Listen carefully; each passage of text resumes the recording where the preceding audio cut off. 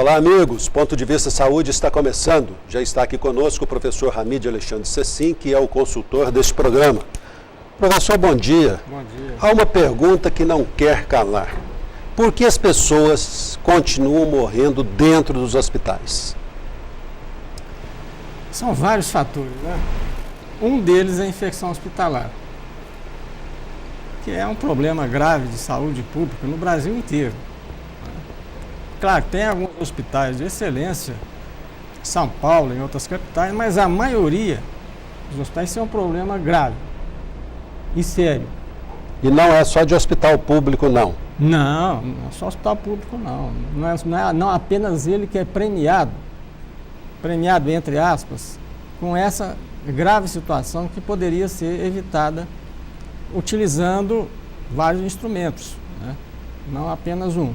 Mas entre esses fatores, professor, está a desqualificação da mão de obra? Olha, eu não diria desclassificação, eu diria falta de cuidados e falta de protocolos, né? Por exemplo, para um indivíduo ser submetido à cirurgia, existem protocolos, uns 10, 15 nos hospitais de excelência. Esses protocolos significam regras a serem seguidas. Regras. Primeira coisa, identificação do paciente para ele não ser trocado na hora. E depois uma série de outras regras. Na entrada do indivíduo no centro cirúrgico, ele tem que ser previamente higienizado. Os materiais utilizados, a esterilização rigorosa dos materiais utilizados, o pós-operatório, né? E outras atividades de higiene que a equipe de saúde, é inerente a ela apenas tomar esses cuidados, entre os quais está lavar as mãos. Agora, eu acho que para isso, lavar a mão é uma coisa que faz parte, né, do ensino médico, da ação médica, de enfermagem e outros profissionais de saúde. E às vezes é uma passada de sabão só. Para falar que lavou a mão, são 2 minutos ou 3, uma boa lavagem. Geralmente os cirurgiões fazem isso muito bem, mas isso devia ser estendido a todos os outros profissionais. Professor, nós falamos tanto aqui sobre a questão do uso do jaleco na rua, que pode levar coisas a serem transmissíveis aos pacientes nos hospitais. Mas e o médico que está fazendo uma caminhada, sai da caminhada diretamente para o quarto do paciente no hospital para visitá-lo, ou para verificar quais são as suas condições naquele momento? Não, primeiro, eu acho que fazer caminhada de jaleco, né? Não, sem jaleco, professor. Estou dizendo de macacão. Você está fazendo caminhada de macacão. Está lá suado da rua. Chega e entra dentro do hospital para visitar o paciente. Não pode. Essa é uma regra que não devia ser fiscalizada. Mas geralmente não há fiscalização. Quer dizer, isso o médico tem que saber que ele não pode chegar lá desse jeito. E a quem competiria essa fiscalização, professor? Olha, eu acho que o hospital deveria ter um sistema, um corpo, né, de vigilância para tomar conta dessas situações aí, que às vezes não tem um fiscal, né, falar, não, existe um fiscal para fazer isso. Eu acho que a formação do indivíduo implica em conhecer essas regras básicas de higiene, de conhecimento de infecção, de cuidados. É a mesma coisa que o profissional, você falou, está fazendo uma caminhada de macacão. Outra coisa, por exemplo, não poderia ser permitida a entrada na UTI de pessoas que não estivessem paramentadas rigorosamente. E, no entanto, isso aí cabe ao hospital, né, fazer esse tipo de... Professor, quando o cidadão compra uma geladeira, leva para casa e essa geladeira apresenta defeito, ele pode trocar a geladeira. Ou pode desfazer o negócio. Mas até só na primeira semana, né? Segundo 7 dias. Em 7 dias. E no caso de um paciente que fica internado e morre no hospital, e o hospital apresenta uma conta desse tamanho, há compromisso com o resultado? Hospital, médico, em relação ao paciente? Não, o médico não tem nada a ver com isso. Mas não é ele quem cuida do paciente? Não. O problema da contabilidade, né? Isso aí caberia à tesouraria do hospital. O médico não tem nada a ver com principalmente hoje, né, é que quem paga isso são os convênios, né? Geralmente os honorários são de convênio. Quem é responsável por um paciente dentro do hospital? O hospital ou o médico que cuida dele? Ambos. O hospital é responsável, talvez em primeira mão. Agora, assim que começou o ato médico, aí responsável é o médico. Mas ele também tem que ter uma retaguarda para que essa ação médica seja feita dentro dos padrões exigidos pela medicina. Às vezes o indivíduo não tem nem instrumento, né? Ele quer operar e não tem instrumento adequado. Tem muitos médicos aí que eles mesmos têm os seus instrumentos. Quer dizer, o indivíduo tem que ter... Então, é um problema sério. O senhor fez uma alusão aqui ao ato médico. Está caminhando no Senado o projeto do ato médico. São aqueles procedimentos que são de competência exclusiva do médico. O que é um procedimento invasivo, professor? Porque parece-me que está havendo uma discussão em torno disso, porque diz o projeto que todo procedimento invasivo é de responsabilidade exclusiva do médico. Uma aplicação de injeção não é um procedimento invasivo, não? É um procedimento invasivo, mas que nesse caso o ato médico, ele ressalva essa condição. Que alguns procedimentos invasivos podem ser feitos por outros profissionais. Agora, também procedimento invasivo, por exemplo, é fazer uma cirurgia. Sim. É evidente que nesse caso tem que existir, porque se não está escrito na lei, né? Você imagina aí um indivíduo fazer cirurgia que não aprendeu para isso.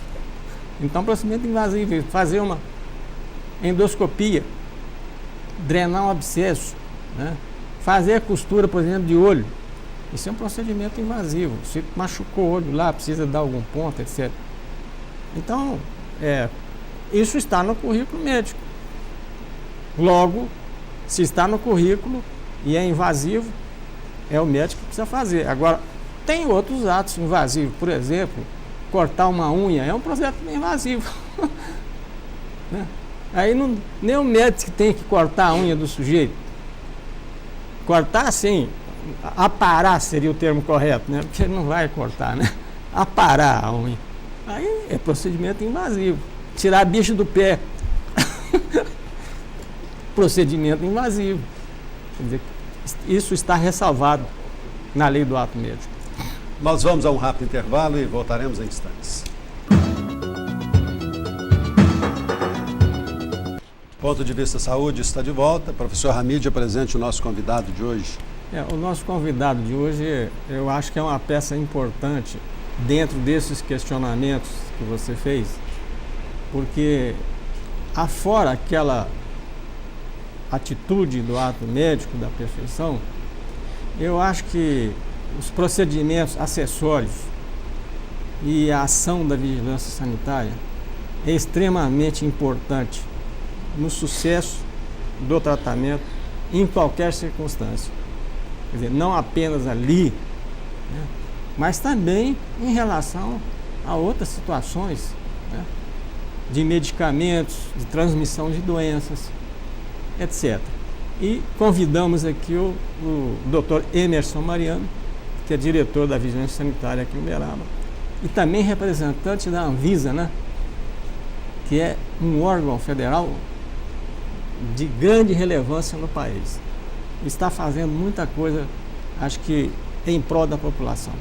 Emerson, bom dia. Bom dia. Muito obrigado pela sua presença. Agradeço. Olha, na semana passada, o senador Mauro Souto, do PSDB, fez gravíssimas afirmações de que hospitais públicos e privados, não apenas os públicos, mas também os privados, ainda matarão muita gente internada, que foi internada por uma simples doença e saiu do hospital morta em função de infecção hospitalar. Segundo ele, falta fiscalização em todo o país quanto à questão da fiscalização hospitalar. Fiscalização e controle. Qual é o quadro no Uberaba?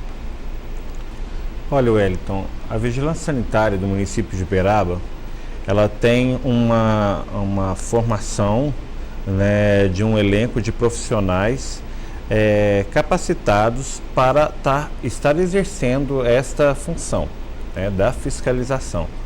Hoje, com certeza, Uberaba, o Departamento de Vigilância Sanitária, nós somos privilegiados por ter mais de 11 profissionais fiscais de nível superior e mais de 15 fiscais técnicos, que a gente são os agentes sanitários.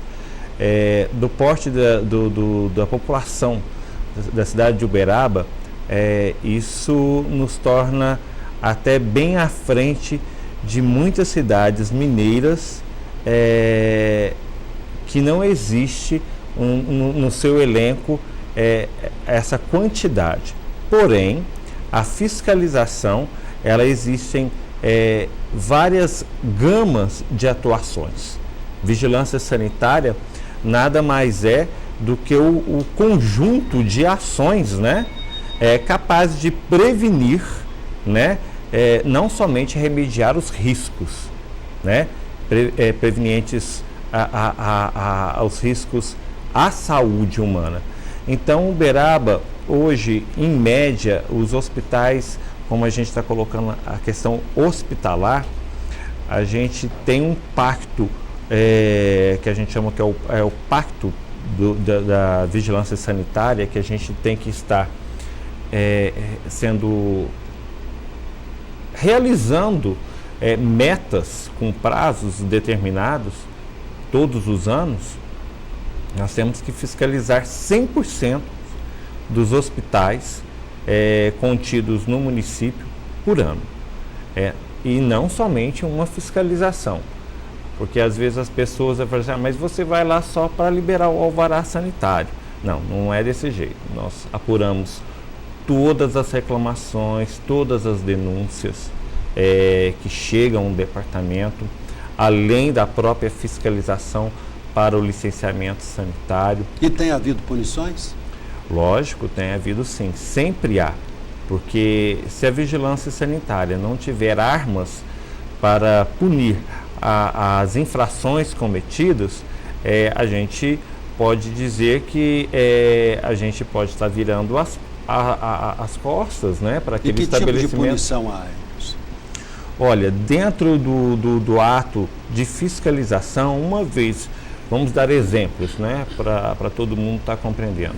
No ato da fiscalização, a gente entendendo que existe uma infração, pode ser por um medicamento vencido, pode ser por a gente acabou de falar aqui dos hospitais, sobre a questão de infecção hospitalar. Existe uma lei que obriga todo hospital a manter uma comissão de infecção hospitalar, a não atuação dessa comissão, os procedimentos realizados corretamente. Todos os hospitais têm essa comissão? Todos hoje os hospitais de Uberaba mantêm as comissões. Olha, Emerson, nesse aspecto aí de fiscalização da comissão, existiu alguma vez algum tipo de, vamos dizer assim, de punição por descumprimento de algum detalhe? Já ouviu. Isso sempre acontece. E por que essas punições ficam mantidas em sigilo? Não é direito do cidadão saber quem está sendo punido por não cumprir protocolos, na verdade, que colocam em risco, inclusive, se não cumpridos, a sua integridade física, a sua saúde? Na verdade, sempre que a vigilância sanitária vai apurar algum fato, logicamente é devido a uma denúncia. E sempre a gente tem que dar respaldo ao denunciante sobre o fato, né, denunciado, tá? E a mídia, o jornal, a televisão, as rádios, sempre coloca em pauta. E a vigilância tem dado uma resposta, sim, sabe, Wellington? Tem colocado, sim. Logicamente, deveríamos ter um sistema melhor para estar não só apurando, mostrando resultados. Isso. Mostrando resultados. A própria Anvisa, a Agência Nacional de Vigilância Sanitária, pede isso para as vigilâncias municipais, né, para estar mostrando os resultados. Nós recebemos aí todos os dias notificações de produtos, de procedimentos, produtos para ser recolhidos, procedimentos que não podem ser realizados, não somente dentro dos hospitais, mas em clínicas, farmácias, drogarias e restaurantes, estabelecimentos de interesse à saúde e de saúde. Então, existe um respaldo a quem denuncia, sim, existe isso, por conta da vigilância sanitária. Mas falta um sistema melhor, vamos colocar assim, não seja eficaz, para divulgação desses eventos.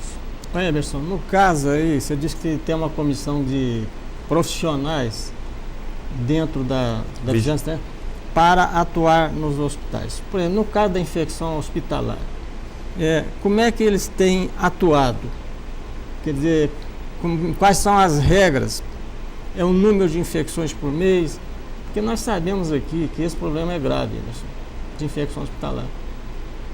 Geralmente, quando o indivíduo vem a falecer, eu geralmente falo, não, foi por infecção hospitalar. E vice-versa. Às vezes, o que ele teve foi uma infecção e o problema foi outro. Como é que eles têm visto isso? Qual é a estatística? É interessante falar... Primeiro, eles são especialistas? Interessante falar, doutor Hamid, que na legislação cobra que todo estabelecimento tem que estar encaminhando ao Departamento de Vigilância Sanitária mensalmente o seu consolidado dos casos ocorridos relacionados com infecção. Tá? E há transparência absoluta nisso por parte dos estabelecimentos? Olha, já foi constatado, por exemplo, que o estabelecimento informou A e na verdade foi B? Olha, o que acontece é o seguinte, Wellington, os dados chegam à vigilância sanitária sim, porém, esse é um instrumento para que a vigilância, no ato da fiscalização, né, a gente comprove isso no momento, no ato que o hospital está recebendo a fiscalização, porque a gente vai estar verificando os procedimentos e as rotinas. Se há uma intensificação na questão do treinamento e capacitação dos funcionários, seja eles da parte de limpeza, seja eles da equipe de enfermagem, se existe uma capacitação interna sobre lavagem de mãos, como foi dito aqui, sobre qual o produto eficaz para ser realizado naquele procedimento, se existe uma validação de todos os processos de esterilização, se os métodos utilizados são eficazes ou não. E, logicamente, na vigilância sanitária, eu não vou colocar simplesmente vamos colocar um veterinário ou somente um profissional que não é condizente com essa ação. Lógico que vai estar presente ali na fiscalização um enfermeiro, um biólogo, a questão do engenheiro, que hoje se faz presente também nessa equipe para ver as instalações, entendeu? Existe tipo de engenheiro? Civil? O civil e com uma capacitação também para fazer essa fiscalização, entendeu? Porque hoje existem legislações falando de infraestrutura, que é a RDC 50, na questão dos estabelecimentos assistenciais de saúde, ele dá, essa norma dá um critério para a construção, reforma, como tem que ser esses estabelecimentos. E assim como existem as legislações, a 2616, que a gente acabou de falar de serviços de infecção hospitalar. Quer dizer, nós temos ferramentas. Mas, desculpa a insistência na pergunta, já foi constatado que o hospital informou números errados? Já sim. E qual é a punição nesse Olha, caso? o que eu posso estar acrescentando para você, às vezes não é a questão de números errados, às vezes não informou, entendeu? Porque o que existe hoje nos hospitais é uma preocupação muito grande por eles, né? Que a maioria dos hospitais, o Dr. Hamid está aqui para me ajudar, né? Que hoje a maioria dos nossos blocos cirúrgicos, né? eles existem um serviço, vamos colocar um serviço que é a locação da área para um profissional da área de medicina para estar atuando ali dentro. E muitas das vezes não é a responsabilidade é mútua entre o profissional de medicina, o enfermeiro e o administrador, né? Porque ali existe um serviço, por exemplo, de uma central de esterilização que vai estar servindo a todos eles. Emerson, eu queria aproveitar que você falou, há uma fiscalização da esterilização, da temperatura, que a estufa, por exemplo, tem que chegar para destruir o vírus da AIDS, que é 180 graus? Existe. E o ar-condicionado é trocado, o filtro? Existe. Toda essa fiscalização Mas como é que é efetivamente fiscalizado isso? Vigilância... Um dia vai lá de 6 em 6 meses, como é que é? A vigilância sanitária, no ato de fiscalização para o licenciamento sanitário ou para algum outro fim, ele é vistoria através dos protocolos. E nesses protocolos tem que ter a comprovação de qual a periodicidade de troca de filtro, sobre qual o processo que é utilizado, se o processo de validação, de esterilização está sendo monitorado através de protocolos, se existe um procedimento vamos colocar assim, de manutenção desse equipamento através da validação, através de notas fiscais, de manutenção daquele equipamento, se o termômetro está sendo utilizado corretamente, se os métodos de validação, que são os testes de validação que são utilizados por lote, são feitos e elaborados. A vigilância é o nosso papel estar fiscalizando isso. Você admitiu aqui que já houve informação furada prestada por estabelecimento à vigilância sanitária. Não sei se é uma mentira pregada à vigilância sanitária ou se é uma simples omissão. Mas qual é a consequência disso? Uma consequência prática para o estabelecimento que omitiu informação, sobretudo na questão da infecção hospitalar?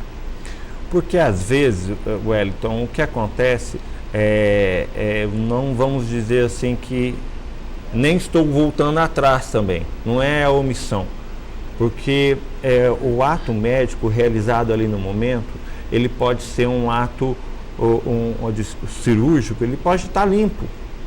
E às vezes o paciente vai estar, vamos colocar, apresentando algum tipo de problema na volta, no retorno, entendeu? De uma cirurgia, seja ela qual for. Entendeu? E nesse momento tem que ser relatado pelo médico, no retorno ao hospital, entendeu? Para que aconteça, que seja integrado nessa estatística e monitorado o porquê, da onde veio aquele problema. Se veio do ato, se veio de um equipamento, se foi, da onde que foi o erro. O hospital, vamos colocar só o hospital, os profissionais também têm que estar envolvidos também nessa autofiscalização. Porque se não acontecer isso, a vigilância sanitária, ela vai, durante o ano todo, né, vai 5, 6, 10 vezes por ano dentro de um estabelecimento. E os outros dias, quem vai estar monitorando? Isso é responsabilidade do estabelecimento, não só do hospital, do consultório odontológico, que a gente está falando de procedimento invasivo, que todo dia tem esse procedimento, entendeu?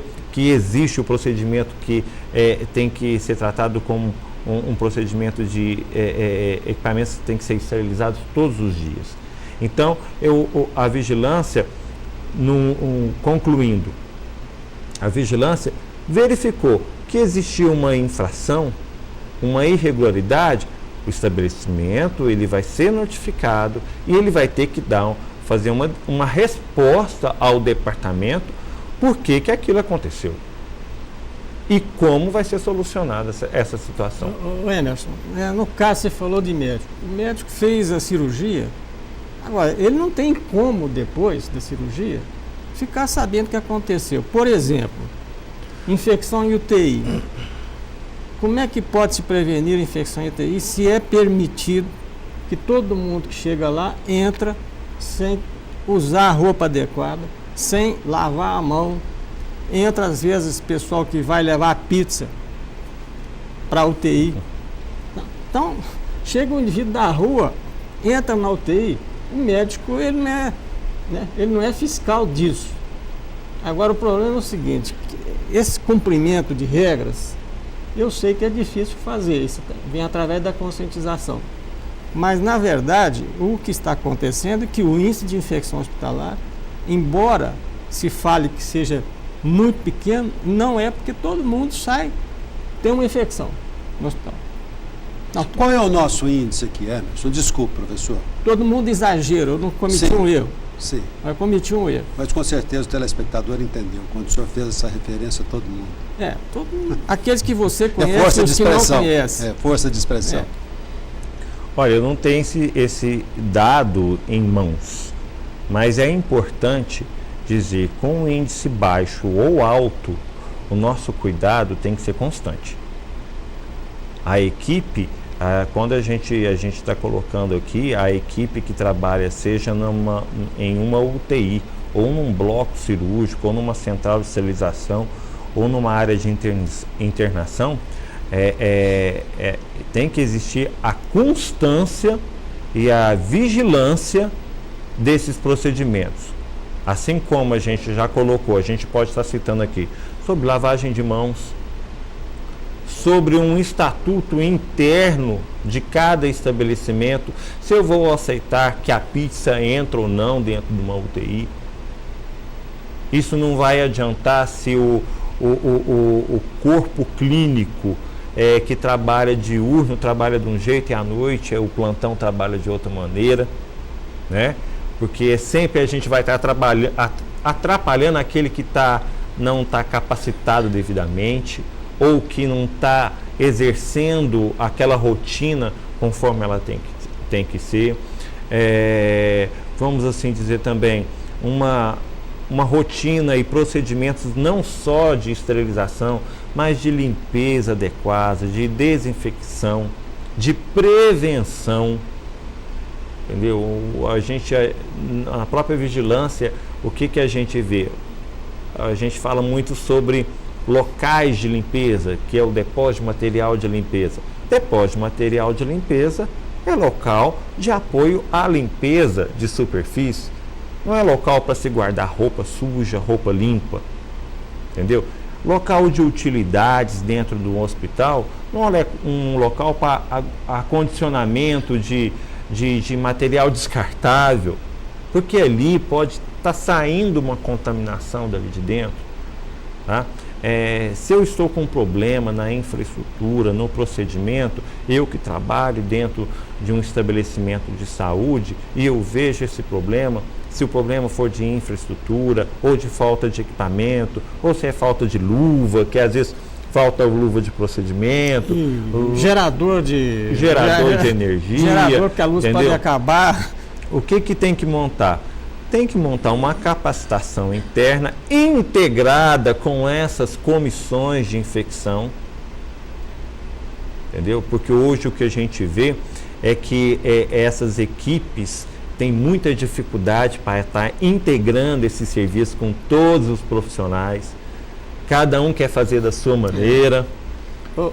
Até porque o médico não aceita muito a interferência de quem não é médico.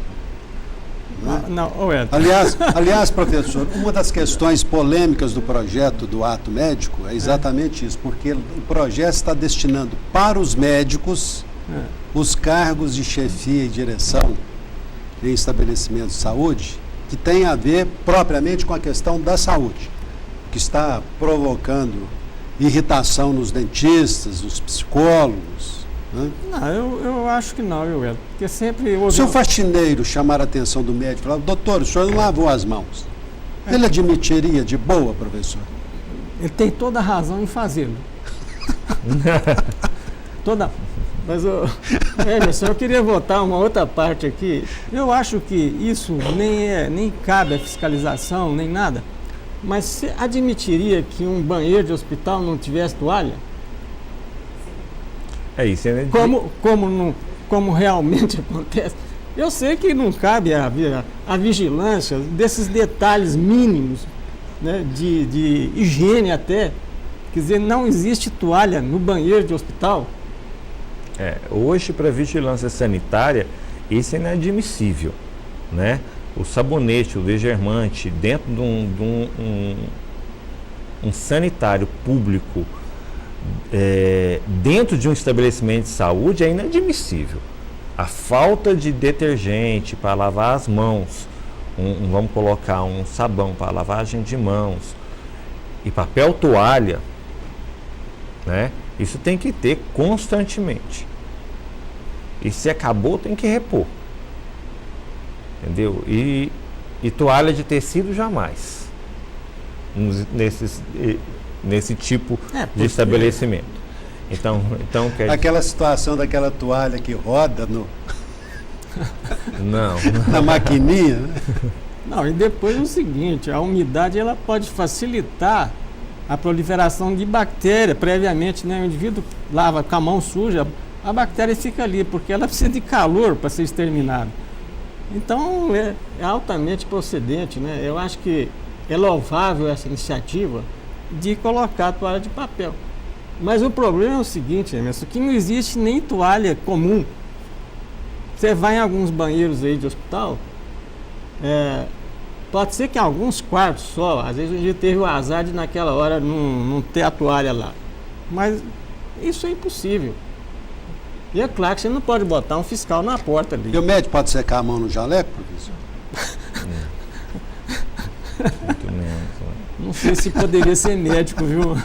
Vamos dizer, o profissional de saúde, não necessariamente. Não pode. Mas não pode. Olha, velho, a higiene, ela vem desde os tempos do grego, né, da Grécia. Higieia era a deusa da saúde, né? Então, 2000 anos, será que o pessoal não aprendeu? E nós já contamos aquela história aqui do Semmelweis, que descobriu as infecções, né? Que obrigou os médicos a lavarem as mãos para fazer os partos, porque eles não o faziam naquela época, enquanto as enfermeiras lavavam as mãos e os partos eram feitos fora. O índice de mortalidade dos partos feitos por médicos que saíam da sala de secção de anatomia contaminavam e a criança morria. Depois que ele obrigou todo mundo a lavar a mão, o índice caiu para 30%. Agora, normalmente, especialmente nós jornalistas, somos muito críticos, né? Mas a verdade é que a conscientização tem melhorado muito nos nossos estabelecimentos de saúde. Tem os profissionais de todas as áreas ali envolvidos, né? Há uma conscientização maior, até mesmo porque existem N processos aí contra profissionais que deixaram de cumprir normas, né, e acabaram prejudicando o paciente. Isso também faz parte de um processo educativo. Eu acho que a conscientização, a boa informação, porque tem paciente também que não colabora, não é, professor? Cá entre nós, né? Não tem. A gente fica falando muito do médico, do enfermeiro, mas tem paciente também que não colabora, né? O jeito vai no banheiro, sai de lá também sem lavar as mãos, uma série de outras coisas. Aí que tá. Esse tipo de situação só vai ser melhorada no dia que a informação de qualidade chegar aos ouvidos dessas pessoas, que isso é fundamental. E não acreditar nem na sorte nem no azar. Esse aqui é o problema. Não, você foi azarado. Não tem isso não. Medicina não tem azar. E nem sorte também. Medicina é uma ciência de princípios de lógica, de regras. Então, quando elas não são obedecidas, acontece isso. Aí não adianta também fiscalização. Quer dizer, o indivíduo precisa saber que ele... Emerson, nós falamos aqui muito sobre os hospitais, mas e os gabinetes odontológicos? Eles têm regras de higienização também a serem seguidas e fiscalizadas pela vigilância sanitária? Existem. Porque convenhamos, hein? Existem alguns gabinetes aqui em Uberaba que, quando o sujeito passa na porta, ele não tem nem coragem de entrar, né? É importante até salientar essa situação, porque nós estamos aí com uma legislação de 2008, né, que veio e o prazo para a abolição das estufas já acabaram, né? vamos assim dizer que ainda existe algum... E existe algum gabinete ainda que tem estopa? Existe. A proibição da estufa para o procedimento de esterilização vem por conta dessa legislação e vem também por conta da dificuldade que existe, né, da gente fazer uma validação de um processo de esterilização em estufa. Então é por isso também, né, que a estufa ela foi abolida para o processo de esterilização. Qual que vai ser usado? É o autoclave. O autoclave, né, ele já é um equipamento que já existe há algum tempo, que é utilizado para os fins de esterilização. Logicamente, existem outros métodos? Existe, né? Mas para a esterilização física, o mais utilizado é o autoclave. Por exemplo, teve não vou dizer epidemia, mas um aumento de incidência de infecções por causa de procedimentos de endoscopia, inclusive aqui em Uberaba. Como é que é nessa situação aí? Qual é a regra da vigilância sanitária para esses materiais de borracha em que a esterilização química pode não funcionar? Como é que tem sido essa visão? Existe métodos e procedimentos para a gente estar realizando a esterilização química, né? Isso a gente tem que estar fiel a essa metodologia, não só nas técnicas, mas nos produtos utilizados. Nem todo produto faz esterilização química. Porém, o que a vigilância tem visto de perto, isso eu posso estar colocando que não é somente em Uberaba, a nível nacional. Não, aliás, desculpa nacional é o material de uso único sendo reutilizado. Pois é, aliás, não é só Uberaba, não. Eu acho que toda essa conversa aqui, ela se aplica ao Brasil todo. A regra é única. A regra para o Brasil, recentemente na televisão, aqueles hospitais do norte, no Pará, que é uma calamidade, né? Quer dizer, até podemos nos considerar aqui como uma ilha de excelência comparada com os de lá. Mas ainda esse problema é sério, de esterilização química e de utilização de uma peça só em vários pacientes. Justamente. Como é que coíbe isso? Uma vez for constatado a reutilização de um artigo de uso único, O que, por exemplo? Num consultório, num gabinete dentário, o que de uso único, por exemplo? No caso, a gente estava falando sobre as questões de sondas, né? Sondas. Né? Sondas, coisa para examinar a garganta. Isso, existe muito. Você vai, quando você pega na embalagem, aquele equipamento está escrito assim, artigo de uso único. O que é? Usou, jogou fora. Sim, mas o paciente não vê. Mas ele pode cobrar. Ele pode estar cobrando.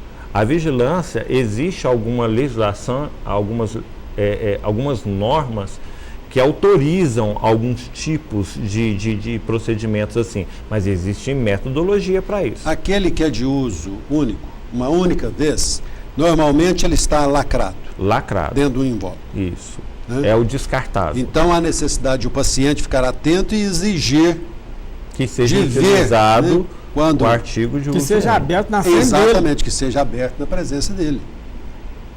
Ou aos seus olhos, né? Sob os seus olhos. Aí agora a gente colocando já para a área odontológica, que foi a sua pergunta, é muito pouco utilizado artigos esse tipo de artigo no procedimento odontológico. Como é que é a higienização, por exemplo, da broca lá? O sujeito senta na cadeira do dentista, ele vem e obtura um dente, usa uma broca.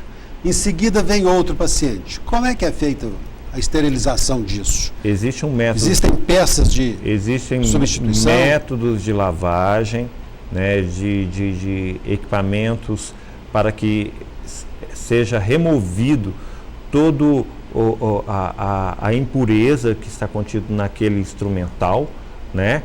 Até mesmo que pode estar existindo um filme, né, que a gente chama de filme microbiano, que a gente não consegue perceber a olho nu. Então existem soluções para que sejam retiradas isso e depois passa pelo processo de não só de lavagem, secagem e esterilização. Entendeu? Tem que ter essa metodologia, seja principalmente para o artigo crítico, que é aquele que tem que estar recebendo esse procedimento de esterilização. O semicrítico também, mas principalmente o crítico. E nas farmácias, Emerson? Farmácia que aplica injeção e tal. É um material descartável. Tem que ser utilizado material sempre descartável. Isso já é uma prática que já acontece, né? As nossas farmácias que fazem o serviço de aplicação, que tem a sua sala de injeção, tem que estar utilizando os estojos e agulhas descartáveis. Nós vamos a mais um rápido intervalo e voltaremos em instantes.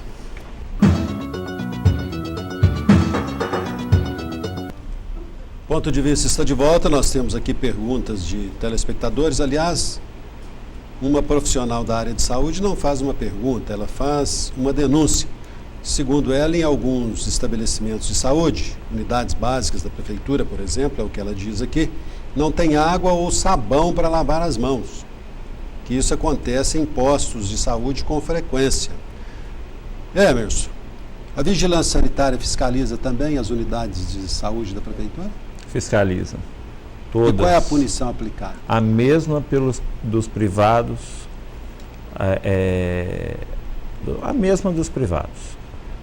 Estão sujeitos às mesmas regras? As mesmas regras. Nós temos uma pergunta aqui da Verônica, professor, para o senhor. Ela pergunta se tomar cálcio após o café, almoço ou jantar faz diferença. Qual é o melhor horário? Tanto faz. Pode tomar depois do almoço, depois do café da manhã. Até à tarde também, sem problema nenhum. Importante é ser após a refeição. Após a refeição. Emerson, também uma queixa aqui de um odontólogo que diz que adaptou o seu gabinete dentário lá para acessibilidade e que outros profissionais não fizeram isso. Que ele o fez pressionado pela vigilância sanitária. E ele indaga qual o procedimento em relação àqueles que não promoveram a acessibilidade. Olha, existem fatores que são abordados no momento da fiscalização que não condiz somente a procedimento e rotina, mas também a acessibilidade é um deles, é um outro fator. É um fator, é um quesito, é um Isso aí é próprio da vigilância sanitária ou uma equipe mista de fiscalização? Nós temos uma parceria junto com aos órgãos de infraestrutura e planejamento da própria prefeitura. Mas também nós seguimos essa regra, que é uma regra de uma norma nacional, que é a NBR 9050, tá? Que deixa bem claro que a questão de a acessibilidade e locomoção tem que ser para todos, independente de obstáculos. Então, não é somente para o cadeirante, que a gente não pode estar pensando somente no cadeirante. A gente tem que estar pensando numa pessoa com problema de locomoção, num idoso, num paciente que também às vezes ele pode estar chegando e ele pode estar saindo um pouco mais debilitado de uma consulta ou de um procedimento, de uma criança. Então, quer dizer, a acessibilidade é para todos. Você fez um comentário aqui no intervalo de que o estabelecimento que não se adequou está sem o alvará sanitário. Mas um estabelecimento funciona sem um alvará sanitário? Isso é permitido? Ele não deveria ser fechado? Wellington, é o seguinte, ainda os profissionais da área de saúde ainda estão, vamos colocar, eles estão se adaptando ao cumprimento dessas regras de acessibilidade. Tá? O que se procura é a conscientização, não é a punição. Não é a punição. Como eu disse no princípio, enfim, a vigilância sanitária, ela é um conjunto de ações para prevenir riscos prevenientes à saúde. Logicamente, uma queda numa escada ou numa rampa que não foi bem elaborada, também é um risco.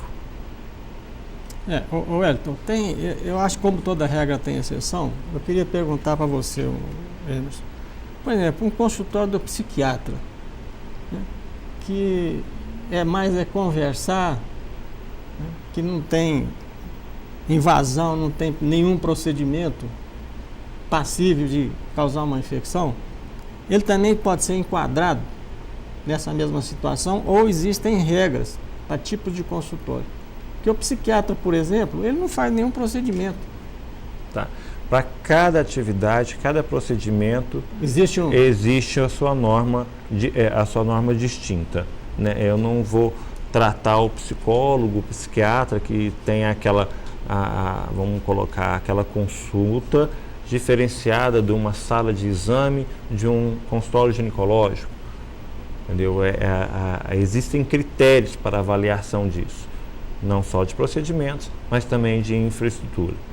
Assim como a gente tem critérios também de avaliação, também voltando ao fator acessibilidade. O que a gente pode estar substituindo? A rampa, a escada pela rampa, se eu não posso colocar a rampa por um elevador, você fala por um rampa montacarga. móvel? A rampa móvel para a vigilância sanitária, aquela rampa móvel que fica ali, que às vezes a gente coloca até na calçada, isso não é um fator, vamos colocar, que tem que ser decidido pela vigilância sanitária. A vigilância sanitária, ela vai aprovar se a rampa tem que existir dentro do estabelecimento. Se existe uma permissão ou não, que a gente sabe que a NBR 9050 não permite isso, entendeu? Os outros órgãos vão estar negociando com o proprietário daquele local. Visto que a gente sabe que hoje Uberaba existe uma condição de casas de patrimônio, um patrimônio público, de casas tombadas, que existe essa dificuldade. Mas mesmo assim existem critérios para a gente estar substituindo uma rampa. Agora, é inquestionável que Uberaba está na frente da maioria das cidades brasileiras em relação à acessibilidade, né? Isso é inquestionável. Mas o que a gente pode dizer assim, a gente é procurado bastante, sabe, Wellington? Sim, mas é a conscientização das pessoas, está melhorando, né? Graças a Deus. A questão quanto mais se faz, mais as pessoas querem, é porque estão conscientes dos seus direitos. Por isso que eu acho importante o trabalho da prevenção. Se a vigilância faz o trabalho preventivo, é melhor do que a gente estar remediando ou às vezes até estar punindo. Emerson, deixe-me aproveitar aqui que nós estamos nos encaminhando para o encerramento do programa. Em relação aos salões de cabeleireiros, o professor Hamid, por exemplo, todo final de semana vai dar um trato nas unhas, no cabelo. Não, professor, isso não. Só cabelo. Só cabelo. Tá. Mas a vigilância estava fiscalizando os salões de cabeleireiros, porque há toda uma regra ia ser observada, inclusive de esterilização, não é isso? Sim. Aquele palitinho que as manicures usam, por exemplo, não pode ser usado em mais de uma freguesa. Não. A vigilância ainda continua, o estabelecimento, vamos colocar os institutos de beleza, né? São passíveis de alvará sanitário, de licenciamento sanitário, em sua íntegra. Não adianta a gente pensar, eu tenho um salão de beleza na garagem da minha casa, né? Eu fiz o salão de beleza na salinha principal. É um serviço de interesse à saúde, tá? O alicate não pode estar sendo utilizado para vários, vamos colocar, clientes, sem passar por um procedimento de esterilização. Existem prazos estabelecidos para o fim dessas gambiarras? Por exemplo, salões improvisados em garagem, no cômodozinho que sobrava na casa? Olha, que aliás é o ganha-pão das pessoas também. Né? Isso não é que não possa estar acontecendo, mas tem que ser adequado. A estufa pode ser usada no salão de cabeleireiro? Não. Às vezes a estufa ele pode estar sendo utilizado para algum outro procedimento, uma secagem, entendeu? Mas esterilização, nesse ponto, não. Tem que ser autoclave. Autoclave. Ou também o que a gente tem recomendado, que já tem surtido efeito dessa frente de trabalho que nós fizemos, foi a questão do próprio salão, né, tá pedindo, olha, traga o seu kit. Traga o seu alicate, traga a tem sua prazo lixa. estabelecido para isso, Emerson? Não, isso já não tem prazo, já é para estar... Mas já estão punindo já os estabelecimentos? Já está se punindo, tá? Já está se E essa punindo. punição é o quê? Multa, fechamento, interdição? A gente sempre começa com uma advertência, depois se na advertência não é cumprido, lógico que tem avaliação do risco. Se a avaliação do risco foi uma situação de um risco que ofereceu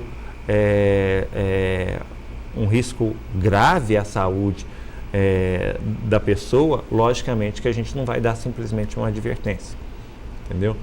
Mas depois da advertência, aí já não é mais uma infração, uma pena atenuante, e vai até a multa ou mesmo a interdição do estabelecimento.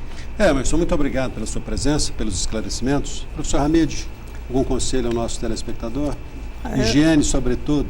Higiene, acho que ficou faltando aqui discutir o problema de medicamentos. Acho que isso é uma outra oportunidade, né? Acho que isso é muito importante, né? Porque lá em Montes Claros houve uma situação agora, né? Gravíssima de troca de medicamentos. Mas isso que acho que não cabe nem ao médico, nem à vigilância sanitária, mas é aquele que administra. Abordaremos uma outra oportunidade. Eu gostaria de também deixar ao público, né, o nosso telefone de contato do Departamento de Vigilância Sanitária, o 3331-2737, para todas as orientações cabíveis e para denúncias e reclamações, que fica na Avenida Guilherme Ferreira, 1539, na Secretaria de Saúde. Muito obrigado, Emerson. Todos vocês, muito obrigado pela audiência. Estaremos de volta na semana que vem, se Deus assim o permitir. Até lá.